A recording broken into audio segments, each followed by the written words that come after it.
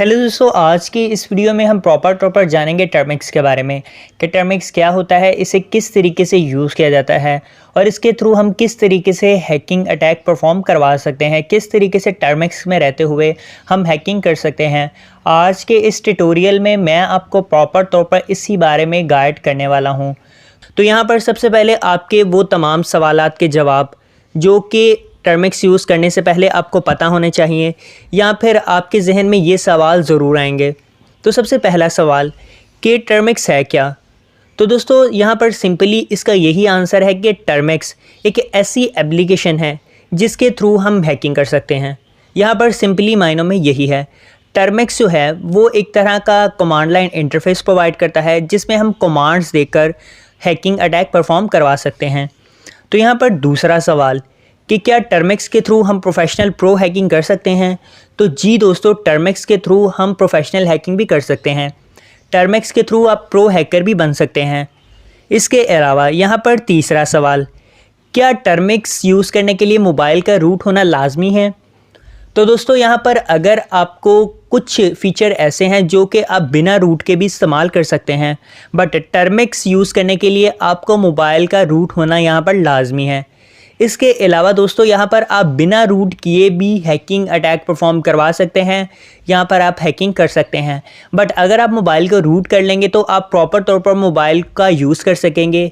मतलब कि वो फीचर जो कि मोबाइल की सिक्योरिटी प्रोवाइड नहीं करती है, आप मोबाइल को रूट करके उन तमाम सिक्योरिटीज़ को ब्रेक करके वो फीचर्स भी यूज़ कर सकते हैं जो कि एंड्रॉयड ऑफिशियली तौर पर यहाँ पर नहीं देता है।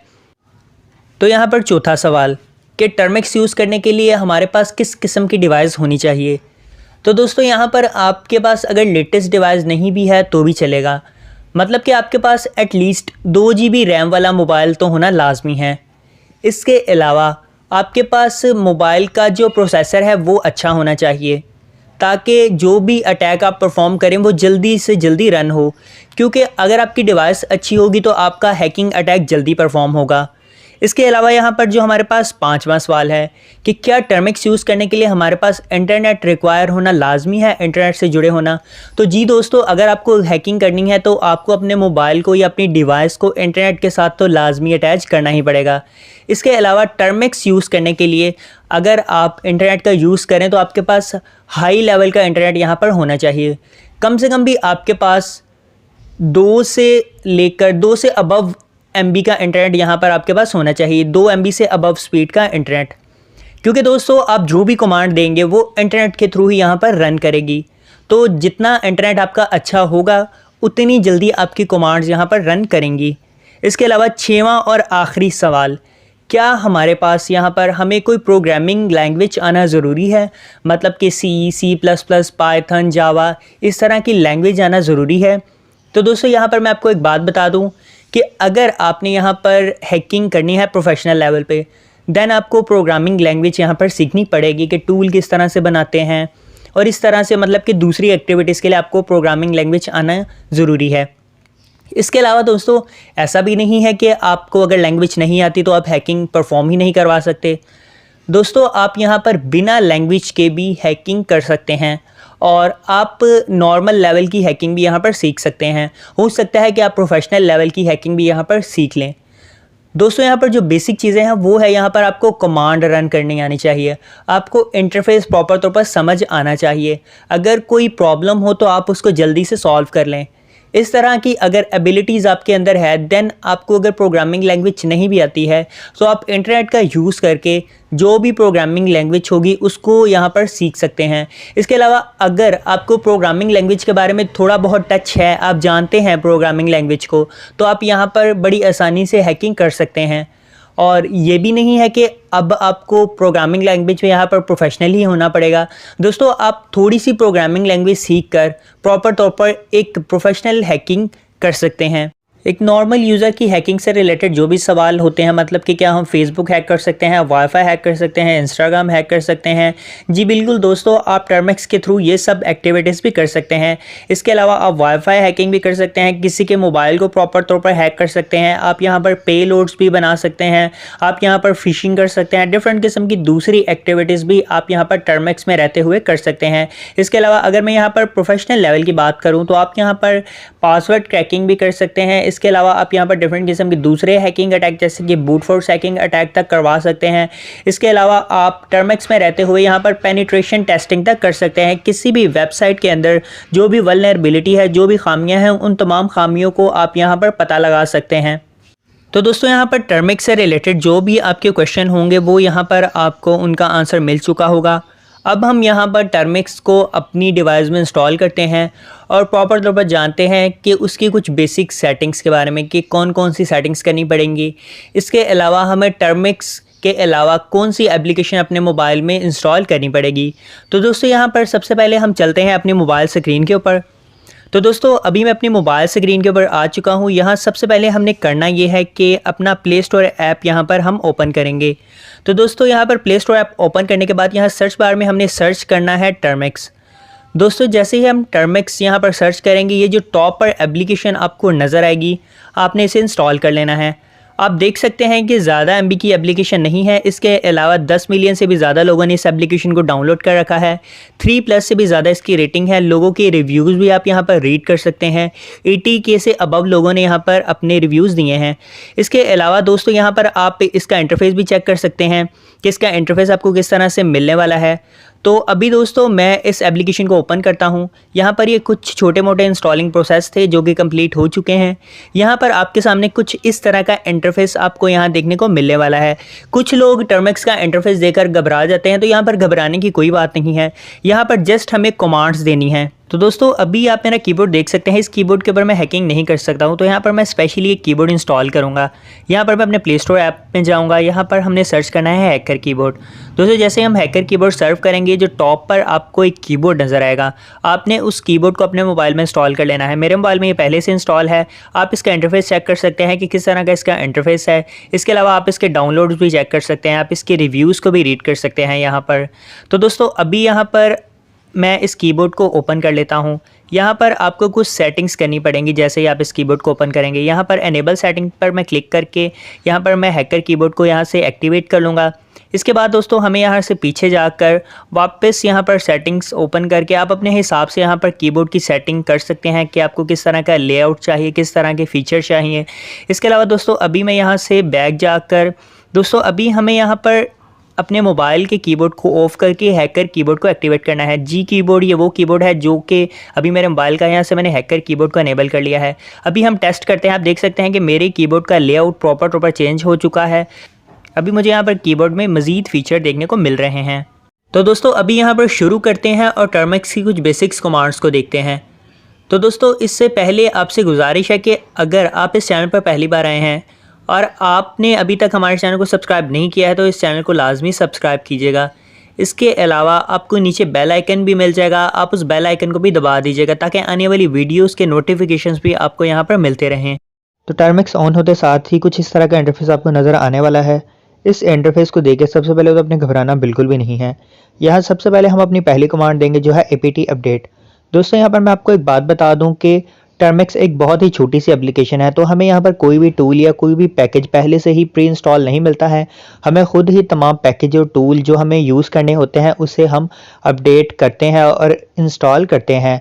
तो यहाँ सबसे पहले हमने apt अपडेट लिख के एंटर किया, तो ये हमारा जो apt था वो अपडेट हो चुके हैं तमाम पैकेज। अब हम यहाँ पर apt अपग्रेड कर लेंगे। जो हमारे तमाम पैकेज होंगे वो यहाँ पर अपग्रेड हो जाएंगे। अब यहाँ पर लास्ट में हमें Y और N की ऑप्शन देखने को मिल रही है जो कि है येस और नो की। मतलब कि अगर हम मज़ीद इस पैकेज को अपडेट करना चाहते हैं या अपग्रेड करना चाहते हैं तो हम यहाँ पर Y लिखेंगे तो हमारा पैकेज जो है वो मज़ीद अपडेट और अपग्रेड हो जाएगा। अगर हम यहाँ पर नो लिखेंगे तो हमारा जो पैकेज है वो यहाँ पर अपडेट या अपग्रेड नहीं होगा। तो अभी मैं यहाँ पर N लिख के एंटर करता हूँ, तो आप यहाँ पर देख सकते हैं कि कुछ भी नहीं हुआ है।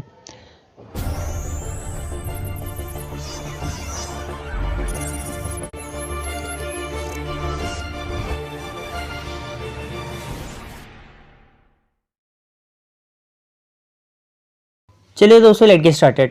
दोस्तों यहाँ पर आपको हैकर कीबोर्ड का पूरा लेआउट शो हो रहा होगा कि हैकर कीबोर्ड में मुझे एक कंट्रोल की मिली है, एक एस्केप की मिली है, इसके अलावा एक आल्ट की दी गई है।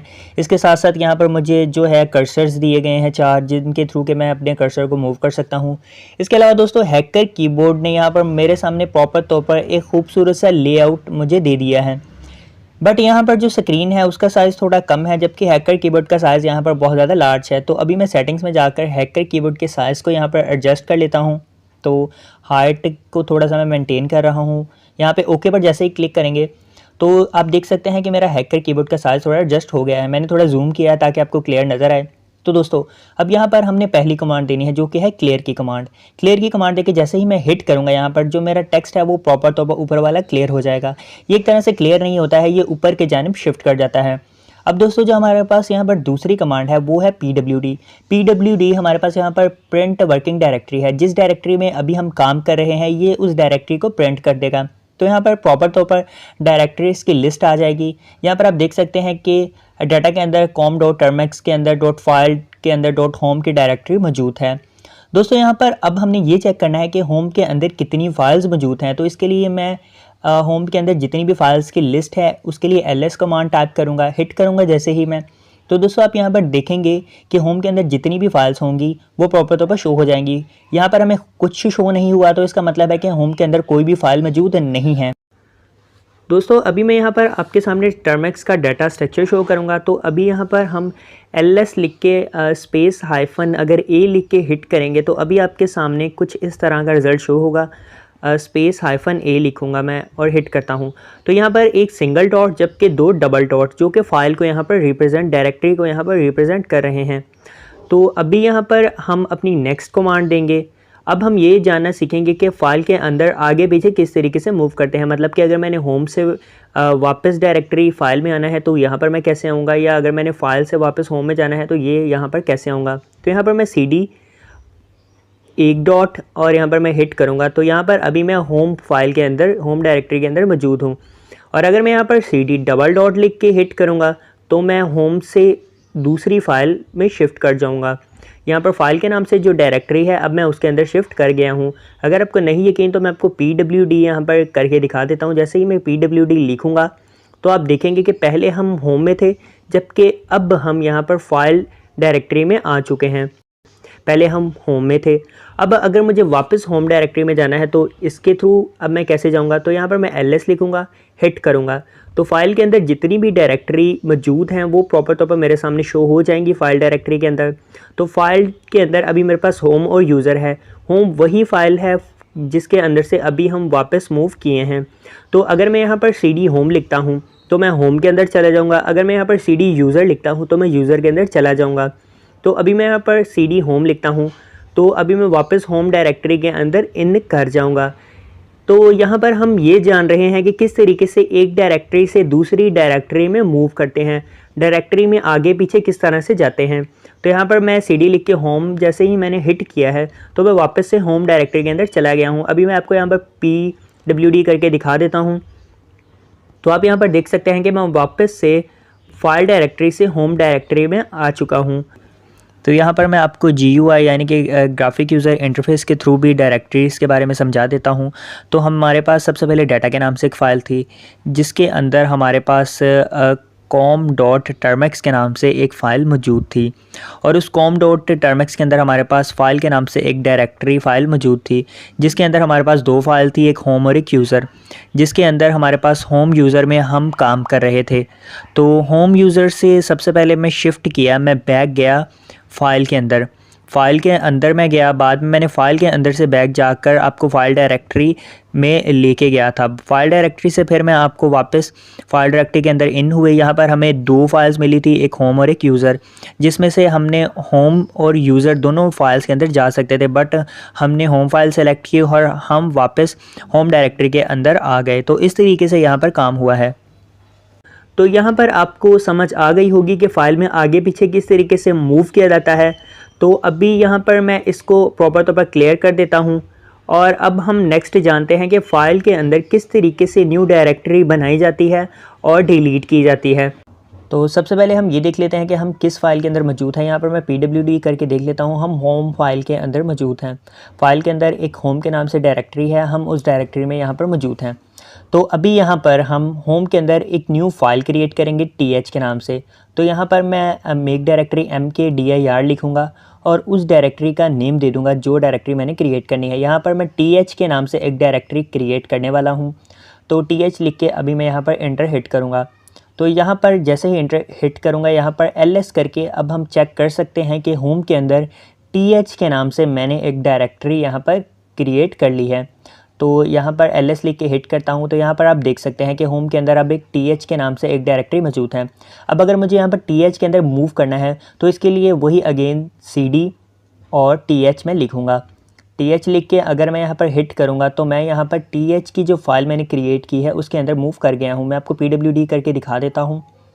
आप देख सकते हैं कि होम के अंदर अब th के नाम से एक मैंने डायरेक्टरी बना ली है। अब मुझे th के अंदर एक डायरेक्टरी क्रिएट करनी है, उसके लिए अगेन मैं वही दोस्तों यहाँ पर जो मेजर गलती है वो ये है कि लोग MIKDIR लिख देते हैं, जबकि आपने ये गलती नहीं करनी है। मेक डायरेक्टरी बनाने के लिए आपने यहाँ पर MKDIR करना है, यानी कि MK डायरेक्टरी, मेक डायरेक्टरी, ये एक शॉर्ट फॉर्म है। इसके अंदर अब मैं यहाँ पर YT यूट्यूब के नाम से एक फ़ाइल बना लेता हूँ, एक डायरेक्टरी क्रिएट कर लेता हूँ।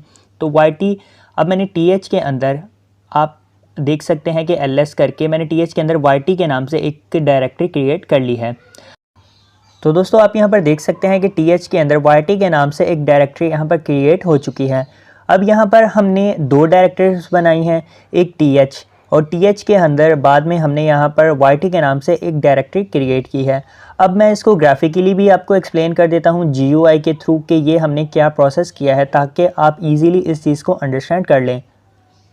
तो यहाँ पर हमने कुछ इस तरीके से काम किया है, मतलब कि हमारे पास वही पुराना प्रोसेस होम के अंदर हमारे पास जो डायरेक्टरी थी एक, हमने उसी फाइल के अंदर बाद में TH के नाम से एक फ़ाइल क्रिएट की है, जैसा कि अभी आपको नज़र आ रहा है। उसके बाद हमने यहाँ पर TH की फ़ाइल के अंदर YT के नाम से एक फ़ाइल क्रिएट की है, और अभी हम जिस फाइल के अंदर काम कर रहे हैं वो YT ही है। तो अभी मैं यहाँ पर CD लिख के YT के अंदर एंटर कर जाता हूँ, CD YT यहाँ पर मैं हिट करता हूँ।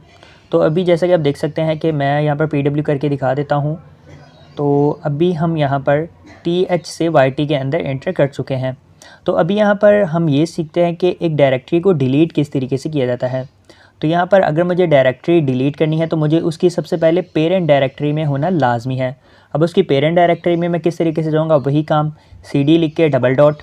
तो यहाँ पर मैं CD लिख के डबल डॉट क्लिक करता हूँ, हिट करता हूँ। तो अभी मैं यहाँ पर TH के अंदर वापस मूव कर चुका हूँ। PWD करके दिखा देता हूँ। अभी हम TH के अंदर आ चुके हैं। अब हम बड़ी आसानी से यहाँ पर YT की डायरेक्टरी को डिलीट कर सकते हैं। तो यहाँ पर मैं RM मतलब कि रिमूव dir डायरेक्टरी, RMDIR लिख के स्पेस और उस डायरेक्टरी का नाम मतलब कि YT का नाम, अब यहाँ पर मैं हिट करूँगा तो आप यहाँ पर देखेंगे कि वो फाइल डिलीट हो चुकी है। मैं आपको PWD करके दिखा देता हूँ। अभी हम TH के अंदर हैं। अब LS करके हम TH को देखेंगे। तो LS करके दिखा देता हूँ। तो यहाँ पर TH के अंदर अभी कोई भी डायरेक्टरी मौजूद नहीं होगी। अब आप यहाँ पर देख सकते हैं YT की एक डायरेक्टरी मौजूद थी जो कि अभी हम रिमूव कर चुके हैं। अभी हमने TH की फ़ाइल को भी डिलीट करना है। TH की डायरेक्टरी को अगर रिमूव करना है तो उसके लिए अगेन हम CD पेरेंट डायरेक्टरी में जाएंगे। उसकी पेरेंट डायरेक्टरी अभी TH की जो है वो होम बन रही है। तो होम में अगर हमने जाना है PWD, अभी हम होम में शिफ्ट कर चुके हैं। अब हमें TH की जो डायरेक्टरी है उसे यहाँ से रिमूव करना है। तो वही अगेन प्रोसेस जो हम पहले कर रहे थे, मतलब कि RMDIR रिमूव डायरेक्टरी करके हम TH की जो यहाँ से डायरेक्टरी है उसे रिमूव करेंगे। तो RMDIR और उस डायरेक्टरी का नेम जिसे हमने यहाँ से रिमूव करना है, उस डायरेक्टरी का नेम अभी TH है, TH लिखेंगे और हिट करेंगे। तो अभी यहाँ से TH की जो डायरेक्टरी है वो डिलीट हो चुकी है। PWD वापस हम होम में है, LS करके दिखा देता हूँ आपको। आप यहाँ पर देख सकते हैं कि अभी होम में कोई भी डायरेक्टरी मौजूद नहीं है। इस तरीके से यहाँ से मैंने सारी की सारी डायरेक्टरी जो थी वो डिलीट कर दी हैं। अभी हम क्लियर कर देते हैं इसे। तो दोस्तों अभी हमने यहाँ पर सिंपली जस्ट ये किया है कि TH के अंदर एक YT की जो फ़ाइल क्रिएट की थी उसको बस हमने यहाँ पर डिलीट कर दिया है। ग्राफिकली यहाँ पर कुछ इस तरह से ये एक्सप्लेन होगा। तो जैसे ही YT की फ़ाइल को यहाँ डिलीट किया, फिर मैंने वापस गया TH की फ़ाइल में और मैंने फिर TH की फ़ाइल को भी यहाँ से रिमूव कर दिया, इसकी डायरेक्टरी को भी यहाँ से रिमूव कर दिया था। बाकी जो हमारे पास होम में जो बाकी फाइल्स थी वो सारी की सारी डिलीट हो गई थी। बट दोस्तों यहाँ पर इस तरीके से तो रिमूव हो जाती है, बट जैसा कि अभी आपको स्क्रीन पर नज़र आ रहा है, इस तरह की टेक्स्ट फाइल जिस भी डायरेक्टरी में होगी वो फाइल इतनी जल्दी रिमूव नहीं होती है। उसे रिमूव करने के लिए यहाँ पर हम एक अलग से प्रोग्राम का यूज़ करते हैं। तो यहाँ पर अगेन हम PWD करेंगे। यहाँ हमने एक डायरेक्टरी क्रिएट करनी है जो कि होम के अंदर होगी, और उस डायरेक्टरी में हम एक टेक्स्ट फाइल को क्रिएट करके उस डायरेक्टरी को देन डिलीट करेंगे, और आपको बताऊंगा कि टेक्स्ट फाइल को किस तरह से क्रिएट करके डिलीट करते हैं। तो यहाँ पर मेक डायरेक्टरी टेस्ट के नाम से यहाँ पर मैं एक डायरेक्टरी क्रिएट कर रहा हूँ। इसके बाद यहाँ पर ls करके आपको दिखा देता हूँ, टेस्ट की एक फ़ाइल क्रिएट हो चुकी है। होम के अंदर टेस्ट के नाम से एक डायरेक्टरी क्रिएट हो गई है। अब यहाँ पर दोस्तों मैं आपको बताऊँगा कि किस तरीके से टेस्ट फाइल को यहाँ पर टेक्स्ट की फॉर्म में जो फाइल हो एक डायरेक्टरी के अंदर, तो उस डायरेक्टरी को हम किस तरीके से यहाँ पर रिमूव कर सकते हैं। तो cd टेस्ट के अंदर अभी मैं चला गया हूँ। नैनो यहाँ पर टेक्स्ट की एक कैटेगरी है, एक फॉर्म है, नैनो टेक्स्ट डॉट txt यहाँ पर एक्सटेंशन है। तो हिट करते हैं तो यहाँ पर अब हम टेक्स्ट की जो फाइल है उसमें आ गए हैं। यहाँ हम कुछ भी टाइप कर सकते हैं। टाइप करते हैं Ctrl+S के साथ, हम बाद में इसे सेव कर लेंगे हैकर कीबोर्ड का यूज़ करते हुए। बाद में Ctrl+X का यूज़ करते हुए हम एग्ज़िट कर जाएंगे। इसके बाद दोस्तों अब हमने यहाँ पर ls कमांड, यहाँ पर आपको नज़र आ रहा है कि text.txt के नाम से एक फ़ाइल क्रिएट हो चुकी है। PWD करके दिखा देता हूँ। होम के अंदर टेस्ट के नाम से एक फ़ाइल है जिसके अंदर text.txt के नाम से एक फ़ाइल क्रिएट हो चुकी है। यहाँ पर cd स्पेस डबल डॉट करके दिखा देता हूँ आपको, ताकि आपको प्रॉपर तौर पर समझ में आ जाए। एंटर PWD, यहाँ पर PWD आप देख सकते हैं अभी हम होम डायरेक्टरी में आ चुके हैं। पेरेंट डायरेक्टरी में है, टेस्ट डायरेक्टरी को अब यहाँ से हमने रिमूव करना है। पुराना तरीका वही जिस तरीके से हम डायरेक्टरी डिलीट करते थे, rmdir टेस्ट की फ़ाइल का नेम और एंटर। यहाँ पर डायरेक्टरी डिलीट नहीं हुई है क्योंकि डायरेक्टरी नॉट एम्प्टी। अब यहाँ पर हमें उस डायरेक्टरी को डिलीट भी करना है। अब हम यहाँ पर rm स्पेस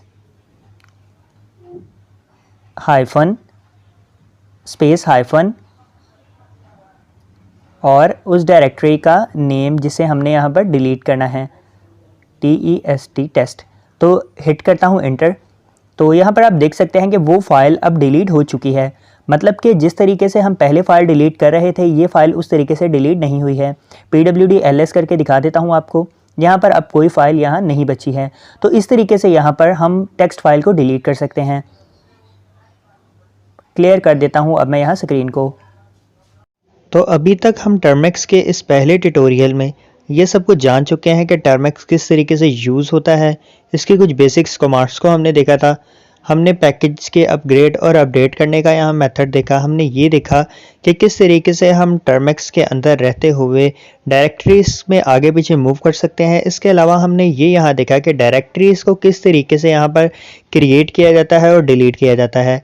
इसके साथ साथ हमने ये जाना कि अगर किसी डायरेक्टरी के अंदर कोई भी टेक्स्ट फाइल मौजूद हो तो उसे किस तरीके से यहाँ पर रिमूव किया जाता है। इसके अलावा टर्मेक्स यूज़ करने से पहले जो भी सवालात आपके दिमाग में आने थे, उन तमाम सवालात के जवाब मैंने इस वीडियो में दे दिए हैं। नेक्स्ट वीडियो में हम मज़ीद टर्मेक्स के बारे में यहाँ पर जानेंगे। कुछ एडवांस चीज़ों के बारे में हम यहाँ पर डिस्कस करेंगे।